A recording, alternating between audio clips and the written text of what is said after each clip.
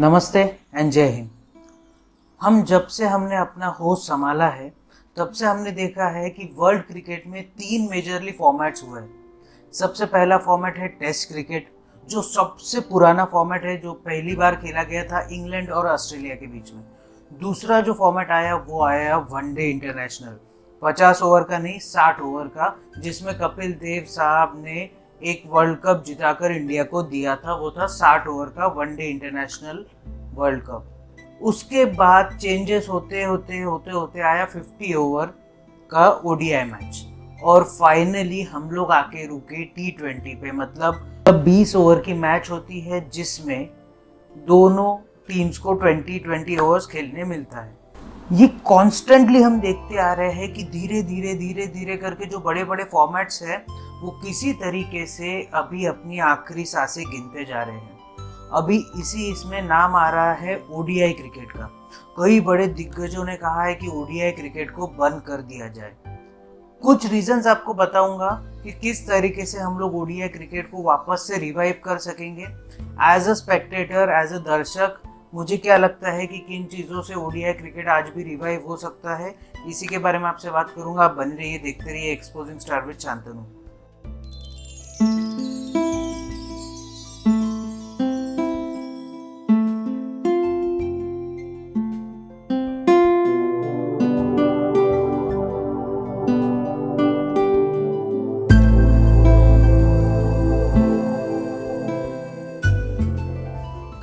तो ODI cricket तिल तिल करके मर रहा है और अपनी आखिरी सांसें गिन रहा है। इसको रिवाइव करने के लिए हमें आपको आईसीसी को बहुत कड़े कदम उठाने पड़ेंगे, उसके सिवाय ओडीआई क्रिकेट नहीं बच पाएगा।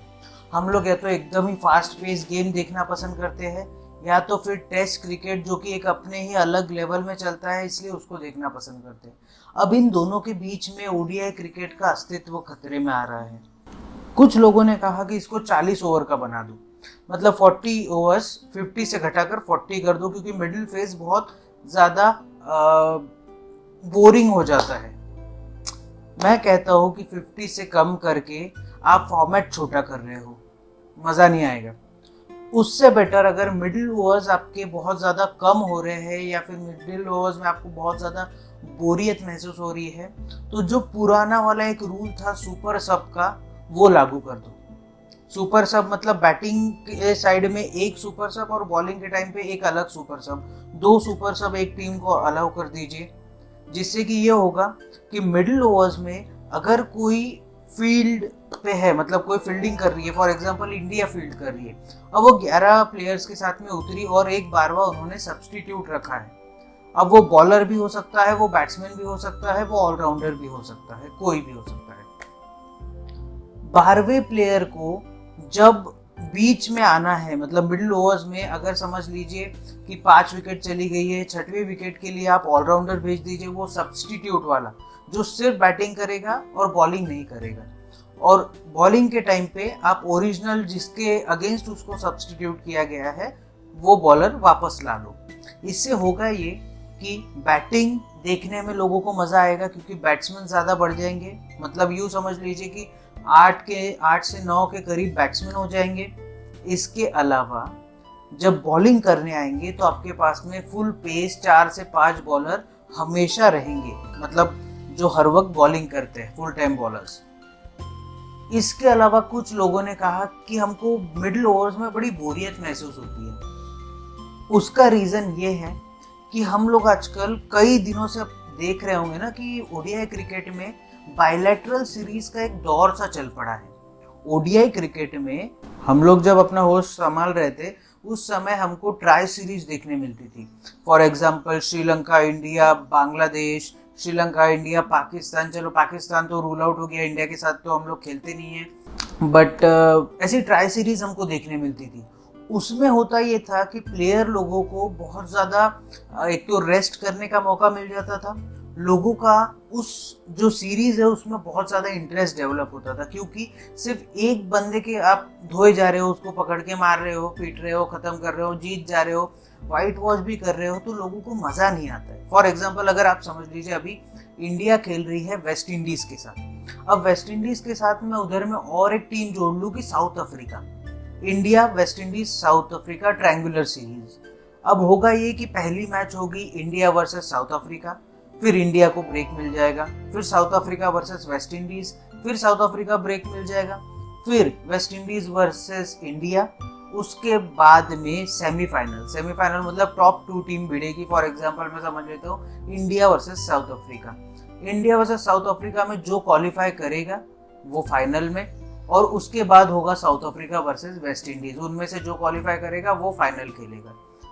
अब अगर ऐसा करेंगे तो लोगों का इंटरेस्ट ओडीआई में बना रहेगा, एज वेल एज लोगों को ब्रेक अच्छा खासा मिल जाएगा अपनी बॉडी को रिकवर करने के लिए। उनको बहुत ज़्यादा आसानी हो जाएगी, क्योंकि कंटिन्यू आप एक दिन के आड़ अगर क्रिकेट खेलेंगे तो ये जो बॉडी है ना, ये मशीन नहीं है। ये बॉडी एक जीता जागता इंसान है, आप जिसको सिर्फ खिला ही रहे हो। ये 2 रीज़न मुझे लग गए।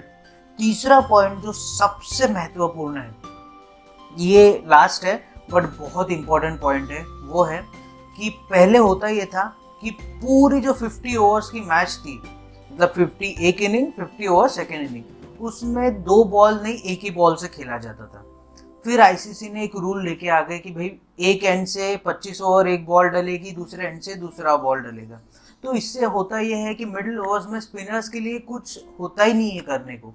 इसीलिए ना बैट्समैन लोगों ने रिवर्स स्विंग खेलना भूल गए हैं, बैट्समैन लोग स्पिनर्स को खेलना भूल गए हैं, फुटवर्क अच्छा कर नहीं पा रहे। ये सब चीज़ें हो रही हैं। आईसीसी ने तुरंत एक रूल लाना चाहिए कि दोनों एंड से एक ही बॉल चलेगी। जब तक उस बॉल का शेप नहीं बिगड़ता है तब तक वही बॉल चलेगी। उसके अलावा बॉल दोनों एंड की अलग अलग नहीं होगी। ये एक तुरंत रूल लाना चाहिए।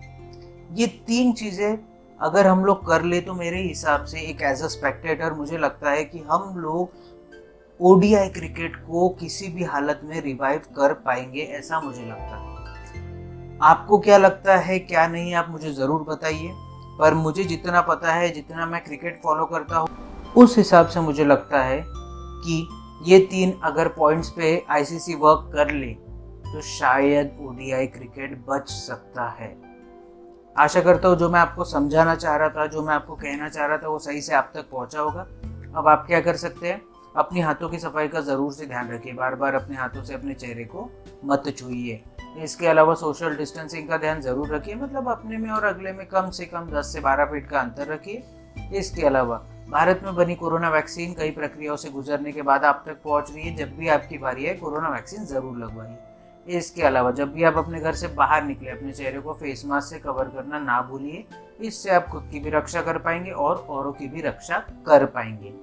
इसके अलावा अगर आपको अपनी लाइफ में कभी लो फील हो, कोविड की वजह से आपकी जॉब चली गई हो, आप पे इकोनॉमिक क्राइसिस आ गए हो, या कोई भी आपको प्रॉब्लम हो, तो इसके बारे में अपने घर वालों से बात कीजिए, जानने पहचानने वालों से बात कीजिए। डिप्रेशन में मत जाइए, डिप्रेशन को मार के इंडिया से भगाइए। और अगर मेरे पास में और भी कोई टॉपिक आता है तो उसके ऊपर मैं एक वीडियो बना दूंगा। तब तक के लिए आप बने रहिए, देखते रहिए एक्सपोजिंग स्टार विद शांतनु। जय हिंद।